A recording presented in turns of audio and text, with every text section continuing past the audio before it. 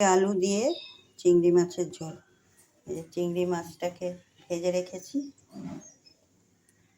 মুগুলিকে কেটে ধুয়ে ভেজে রেখেছি, আলুকে ভেজে রেখেছি, পেঁয়াজ কুচি, টমেটো কুচি, লঙ্কার গুঁড়ো, হলুদের গুঁড়ো, জিরের গুঁড়ো,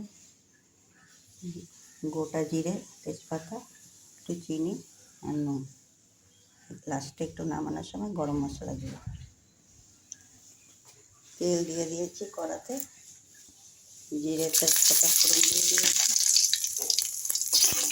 জিরেটা একটু ভাজা হয়ে গেলে পেঁয়াজ কুচি দিয়ে দেবো। পেঁয়াজের মধ্যে চিংড়ি দিয়ে দিই, তাহলে তাড়াতাড়ি ভাজা হয়ে যাবে। পেঁয়াজের সাথে টমেটো কুচি দিয়ে দেবো। পেঁয়াজ সাথে ভাজা হয়ে গেলে মশলাটা দেবো।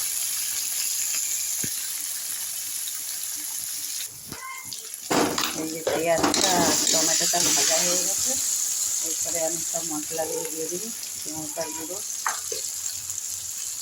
হলুদের গুঁড়ো, জিরের গুঁড়ো, নুন, মাছগুলো দিয়ে দিলাম, চিনিটাও দিয়ে দিলাম, দিয়ে এবার জল দিয়ে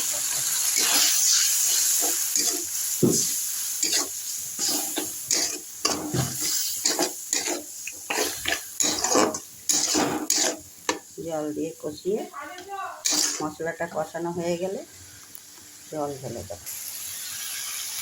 এই যে মাছ দিয়ে মশলা কষানো হয়ে গেছে, এবার আলু আর বকলিগুলো দিয়ে দিলাম। বকলি আলু এবার ঝোল দিয়েছি। আলু আর বকলি ভাজাতেই নরম হয়ে গেছে। এরকম হয়েছে। এবার নামানোর সময় একটু গরম মশলা দেবো।